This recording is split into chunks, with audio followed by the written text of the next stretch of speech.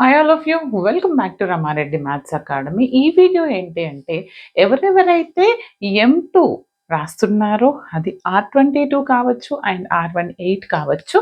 R22 వాళ్ళు క్లియర్గా వినండమ్మా. And this is useful for R18 also. But supply రాసే వాళ్ళకి మాత్రం కొంచెం ఈజీగా వస్తుంది. No need to worry. But ఇక్కడ ఏంటి అని అంటే చాలామంది ఈజీ వస్తుందని సప్లీని నెగ్లెక్ట్ చేయొద్దు. కంపల్సరీ నేను చెప్పిన ప్రతి టాపిక్ ప్రిపేర్ అవ్వండి. ఇంకొకటి ఏంటంటే స్పెక్ట్రమ్‌లో ఉన్నటువంటిది ఆర్ ఎనీ ఆల్ ఇన్ వన్‌లో ఉన్నటువంటి స్టెప్స్ మాత్రం వేయొద్దు. మీకు ఫుల్‌కి ఫుల్ మార్క్స్ రావు. ఈ వీడియోలో క్రిస్టల్ క్లియర్‌గా ఏమేం చదివితే పాస్ అవుతారు అని చెప్తాను. అవి ఏ యూనిట్స్ అంటే how to pass M2, R22 and R18 ఇద్దరికి. అండ్ ఇక్కడ ఏంటి అని అంటే మీకున్నటువంటి unit vector differentiation, right? 4th యూనిట్లో చెప్తున్నానండి, వెక్టర్ డిఫరెన్షియేషన్. మరి ఈ వెక్టర్ డిఫరెన్షియేషన్ చాలా మంది ఏం చేస్తారంటే డామ్ ఈజీ, M2 మొదలు పెట్టంగానే నాకేమీ రాదు బట్ నేను వెక్టర్సే ఫస్ట్ చదువుతానని ఎగ్జామ్స్కి 3 రోజుల ముందు ఓపెన్ చేస్తారు. ఒక్కసారి రిపీట్ చేసుకుంటారు, ఎగ్జామ్ రేపనంగా గంట ముందు రివిజన్ చేస్తారు. ఇలాంటి వాళ్ళు పాస్ అవ్వడం అనేది చాలా కష్టం. ఎందుకంటే మీరు అలా చూసుకుని వెళ్తే M2 పాస్ అవ్వడం చాలా కష్టం. M2 కరెక్షన్ క్రిటికల్గా ఉంటుంది. కాబట్టి మీరు పర్ఫెక్ట్గా ప్రిపేర్ అవ్వండి. నేను చెప్పిన ప్రతి లాజిక్ యూజ్ చేయండి బేటా. ఇక్కడ ఏంటి అని అంటే ఈ యూనిట్ ఎక్కడుంటుందండి?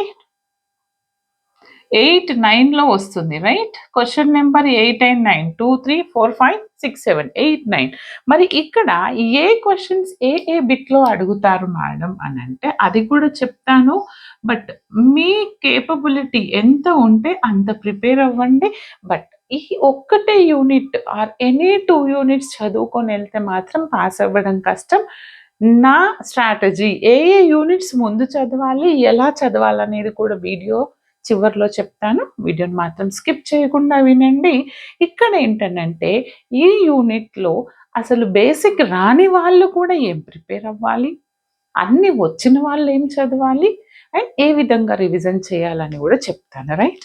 ఈ యూనిట్ వచ్చేసరికి మనకు అందరికీ తెలుసు ఫస్ట్ ఎక్కడి నుంచి ఉంటుంది అని అంటే క్వశ్చన్ 3 కాన్సెప్ట్స్ పర్ఫెక్ట్ ఉండాలి.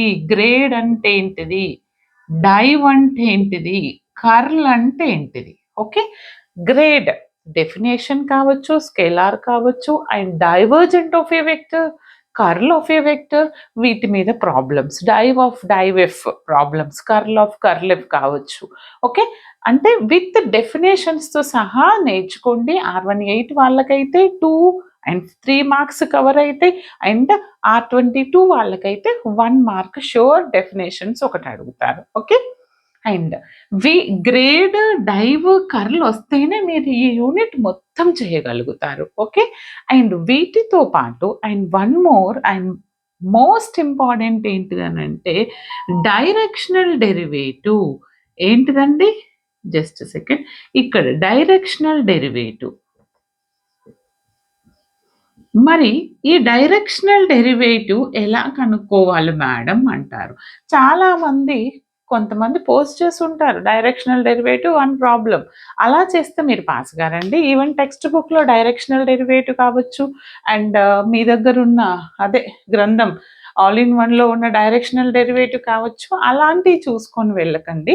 ఈ డైరెక్షనల్ డెరివేటివ్ ప్రిపేర్ అయ్యేది ఉంటే పర్ఫెక్ట్గా ప్రిపేర్ అవ్వండి. అందులో ఎన్ని డిఫరెంట్ మెథడ్స్ ఉంటాయో నేను చెప్తాను, వినండమ్మా. బట్ షార్ట్ క్వశ్చన్ అండి ఇది. ఈ డైరెక్షనల్ డెరివేటివ్ ఎన్ని విధాలుగా అడగొచ్చు అంటే, ఒకటి స్కేలార్ ఇస్తారు, పాయింట్ ఇస్తారు అండ్ కర్వ్ ఇస్తారు. స్కేలార్, పాయింట్, కర్వ్ ఇచ్చినప్పుడు కనుక్కోమనొచ్చు. అండ్ ఇంకొకటి స్కేలార్ ఇస్తారు అండ్ 2 పాయింట్స్ ఇస్తారు. స్కేలార్ ఇస్తారు, 2 పాయింట్స్ ఇస్తారు అండ్ వెక్టర్ స్కేలార్ ఇస్తారు, 2 పాయింట్స్ ఇస్తారు ఓన్లీ, అదొకటి. ఇంకొకటి నో వెక్టర్, వెక్టర్ ఏమి ఇవ్వరు, స్కేలార్ ఇస్తారు అండ్ పాయింట్ ఒకటే ఇస్తారు. అలా ఉన్నప్పుడు ఏం చేయాలి? అండ్ ఇంకొకటి ఏంటంటే స్కేలార్ ఇస్తారు, పాయింట్ ఇస్తారు, వెక్టర్ ఇస్తారు. ఓకే.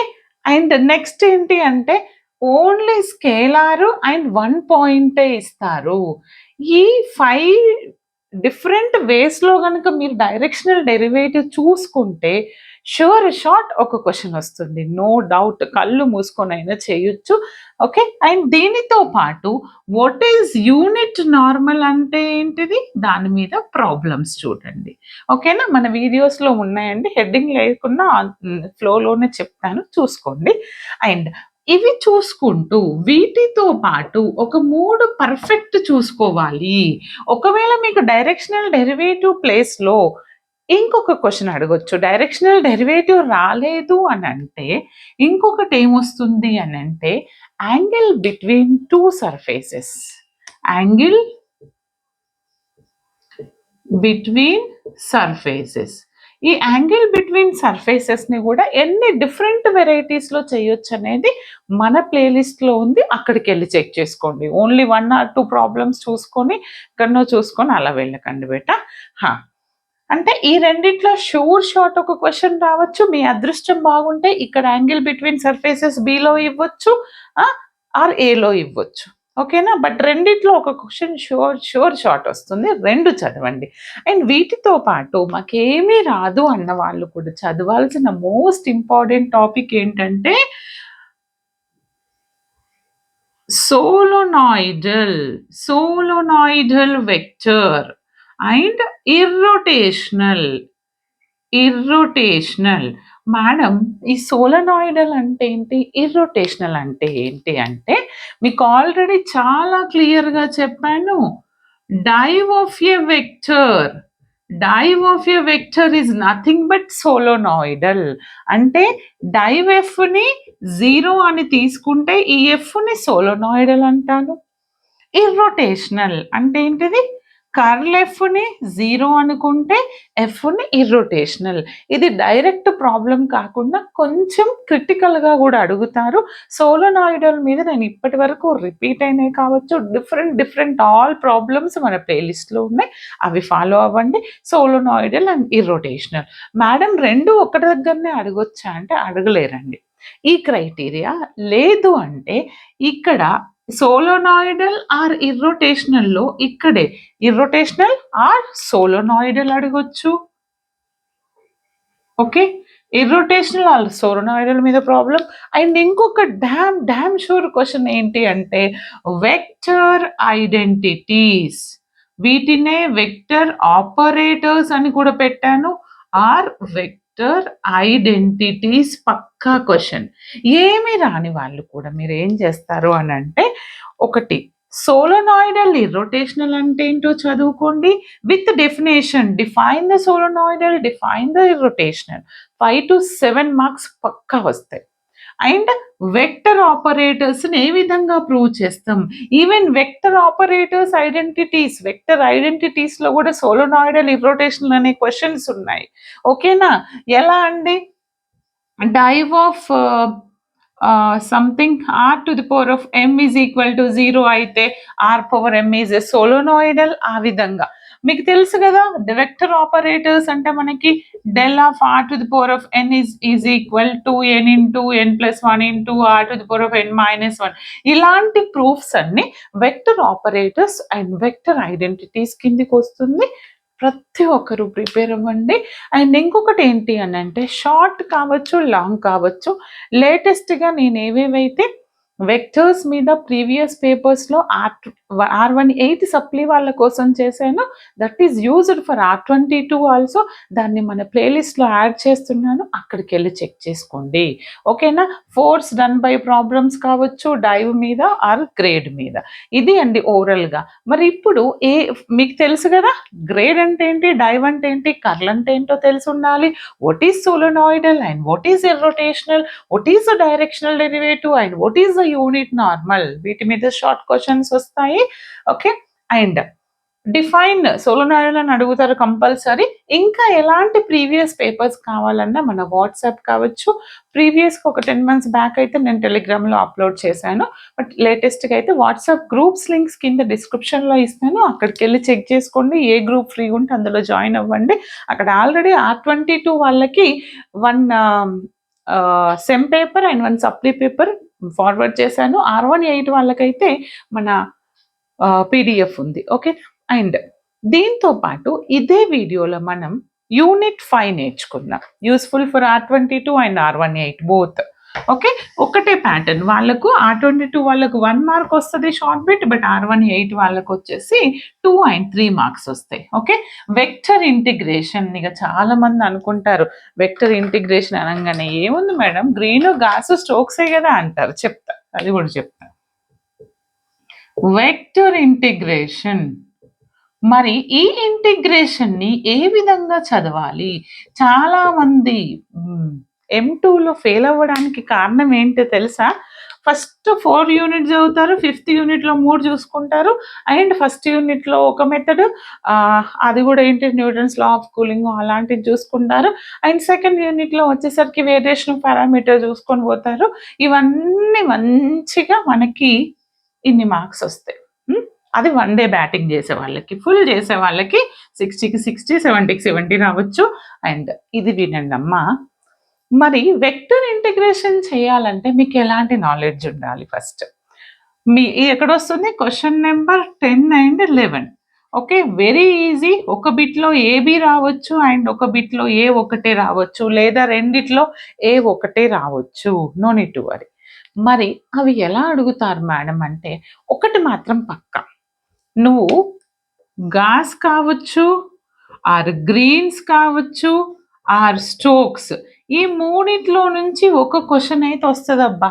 మరి అది ఏది చదువుకోవాలి మేడం? మీరు చెప్పంగానే ఏదో ఒకటి చూసుకొని పోతే ఇదేమన్నా ఒక ప్రాబ్లం చూడంగానే మ్యాట్రిసెస్ లాగా అదే ప్యాటర్న్లో రాదు కదా. డిఫరెంట్గా ఉంటుంది. కర్వ్స్ కావచ్చు, డిఫరెంట్ పాయింట్స్ కావచ్చు. అలాంటప్పుడు ఏం చేయాలి అని అంటే, ఇది పర్ఫెక్ట్గా ఉండాలంటే మన ప్లేలిస్టులో లైన్ ఇంటిగ్రల్ అంటే ఏంటిది, సర్ఫేస్ ఇంటిగ్రల్ అంటే ఏంటిది, వాల్యూమ్ ఇంటిగ్రల్ అంటే వాల్యూమ్ మీద ఒక 4, సర్ఫేస్ మీద ఒక 3, లైన్ మీద 3. ఫస్ట్ ఈ వీడియోలన్నీ చూడండి. అవన్నీ చూస్తేనే గాస్, గ్రీన్స్, స్ట్రోక్స్ ఇవేంటో మీకు వస్తాయి. ఎలా మేడం అంటే ఆ లైన్ ఇంటిగ్రల్నే మనం సింగిల్ ఇంటిగ్రల్, దీన్ని డబుల్ ఇంటిగ్రల్, దీన్ని ట్రిపుల్ ఇంటిగ్రల్తో డినోట్ చేస్తాం. వాటి మధ్యలో రిలేషనే ఈ గాస్, గ్రీన్స్, స్ట్రోక్స్లో మనం ఎస్టాబ్లిష్ చేస్తాం. రైట్. అది ఎలా సాల్వ్ చేయాలంటే first line, volume, surface crystal క్లియర్గా ఉండండి. నాకు అలర్ట్ వస్తుంది సర్ఫేస్ ఇంటిగ్రల్ బై రమారెడ్డి అని చాలామంది సెర్చ్ చేస్తున్నారు. బట్ అది మెంబర్స్ ఓన్లీ మాత్రమే కంటెంట్ ఉంది. ఈ విధంగా ప్రిపేర్ అయ్యి వెళ్ళండి. పక్కా ఒక క్వశ్చన్ చేస్తారు.